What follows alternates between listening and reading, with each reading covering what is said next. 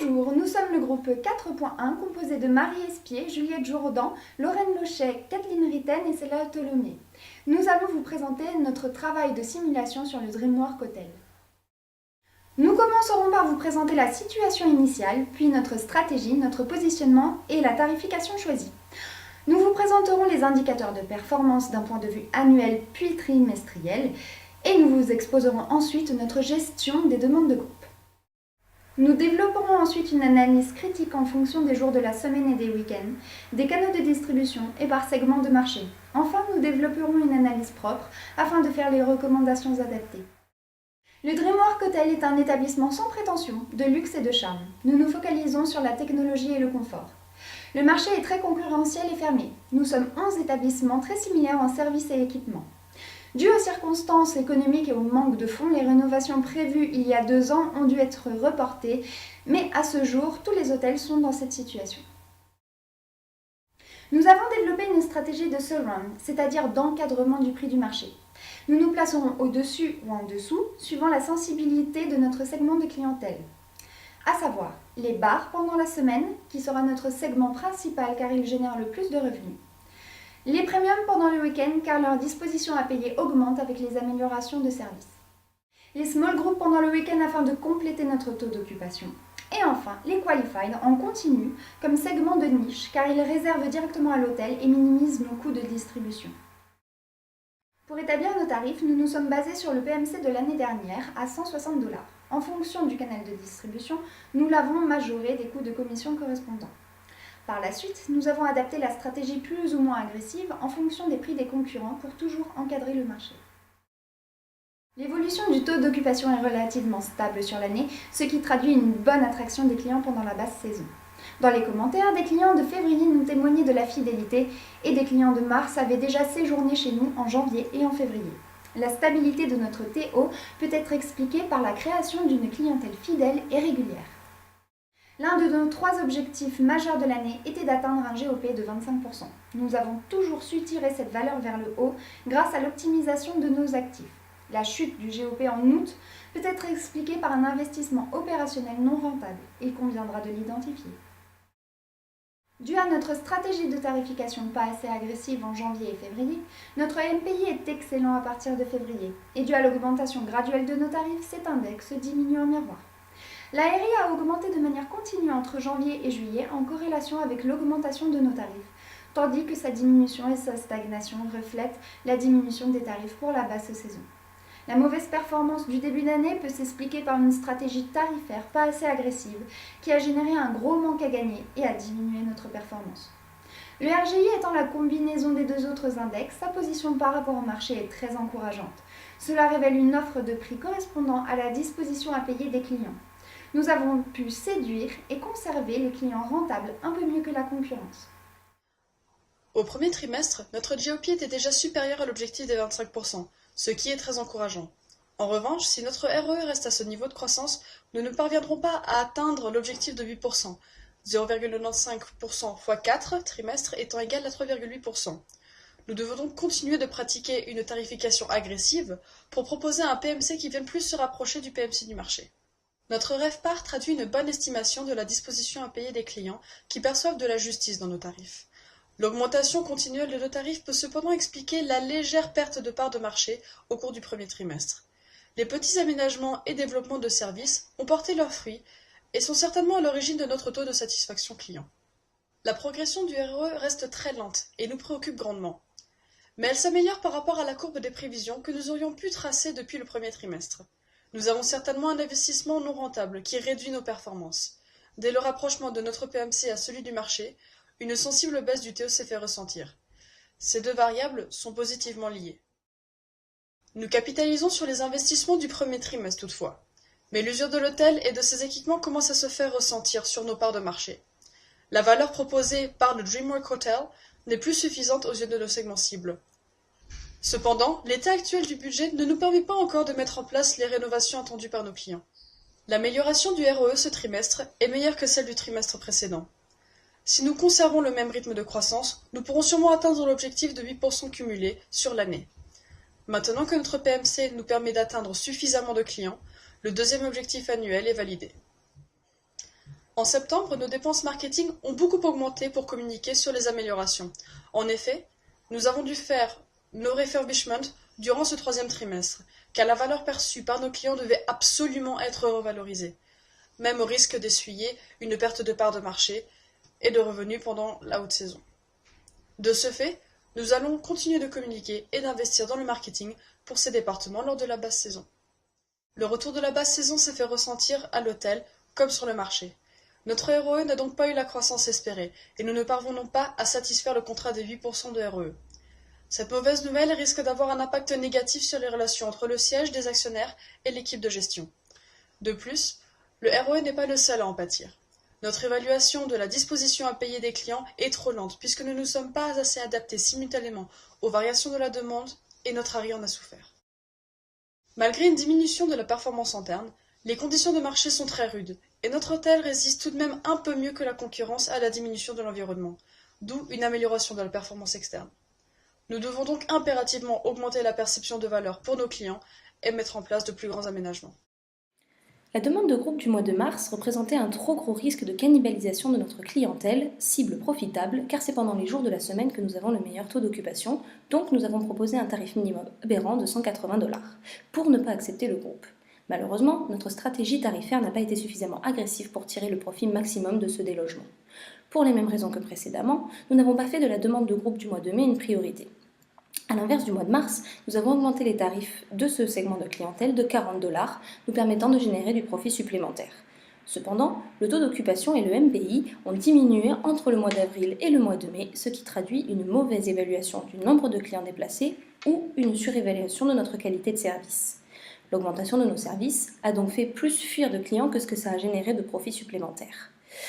Même si l'opportunité de juillet se rapproche plus de nos segments de marché car la demande est un large group, cela ne nous convenait pas tout à fait. En refusant ce groupe, nous n'avions plus de capacité et nous pouvions nous permettre de compenser la perte de revenus due à la restauration de certaines de nos chambres. Nous avons donc augmenté les prix, sauf pour les clients premium qui ne semblent pas voir assez de valeur dans notre offre pour ne pas être sensibles au prix. Mais la baisse du taux d'occupation de 68,31% à 64,65% et du MPI de 1,05 à 0,94 traduit une stratégie trop agressive et nous a positionnés comme étant l'hôtel le plus cher du marché, ce qui a découragé les clients individuels au profit d'autres établissements plus profitables. Pour la dernière demande de groupe de l'année, nous avions anticipé une chute du taux d'occupation due au retour de la basse saison et avons proposé en conséquence un tarif très bas de 89 $, dans le but de nous assurer le partenariat avec le groupe et ainsi de nous assurer un taux d'occupation minimum. C'était sans compter sur l'agressivité de la concurrence qui a réussi à attirer le groupe. Le déplacement des clients individuels est de fait une opportunité que nous aimerions saisir et nous allons donc augmenter les tarifs des small groups de 20 $ pour combler le déficit. Nous observons toujours une diminution du taux d'occupation global. Pourtant, cette demande de groupe ne l'aurait pas fait augmenter, car le taux d'occupation des week-ends ayant diminué, l'augmentation du taux d'occupation pendant la semaine due au groupe ne l'aurait pas amélioré le taux d'occupation global. La chute de notre MPI a été compensée par l'augmentation de notre ARI, ce qui a donc diminué la fluctuation de notre index RGI à une diminution seulement très légère. L'analyse du nombre de chambres vendues par segment de clientèle nous révèle que nous n'avons pas entièrement réussi à atteindre nos objectifs. Le manque de perception de valeur ne nous a pas permis d'attirer les segments premium, qualified et les small groups, tandis que nous désirions les cibler. En revanche, il est très rassurant d'observer la cohérence entre notre choix du segment bar et de le retrouver en tête du nombre de chambres vendues. Pendant les jours du week-end, notre principal segment cible reste le leader de notre nombre de chambres vendues. Toutefois, comme pendant la semaine, notre objectif d'attirer les segments premium et qualified n'a pas été un succès. Cependant, nos meilleurs segments de clientèle pendant les week-ends sont composés de 2 de nos segments cibles, ce qui est relativement positif. En ce qui concerne le pourcentage de chambres vendues à travers tel ou tel canal de distribution, nous avons d'abord respecté la distribution de l'année précédente car il était prévu que celle-ci suive le même modèle. À partir d'avril, nous avons décidé d'inverser la distribution pour les bars standards, en mettant 40% des chambres pour les GDS et 20% pour les OTA. On observe que la répartition des ventes par canal est idéale, car nous utilisons les canaux de distribution du plus utilisé au moins utilisé, dans l'ordre des coûts de distribution du moins cher au plus cher. À partir de mai, nous avons décidé de différencier la tarification des bars standards selon la semaine et les week-ends. Ainsi, nous avons mis plus l'accent pour une réservation directe la semaine. De même pour le segment premium qui semblait être plus présent à ce moment-là. Puis nous avons uniformisé la répartition entre la semaine et le week-end, puisqu'il semblait ne pas y avoir de différence majeure pour les bars standards, tout en continuant d'accentuer nos ventes directes. Tout le long de l'année, nous sommes parvenus à attirer les bars standards de manière régulière. Ce segment représentait en moyenne 27,18% de notre mix revenu. Les commentaires clients coïncident avec notre market momentum, qui est très bon les 2 premiers trimestres et se dégrade les 2 derniers suite à nos investissements marketing proportionnellement moins élevés que la concurrence. Les premium, small group et qualified ne sont pas les segments que nous sommes parvenus à attirer. En effet, ce sont plutôt les segments Guaranteed, Contract et Large Group qui représentaient respectivement 13% de notre mix client chacun.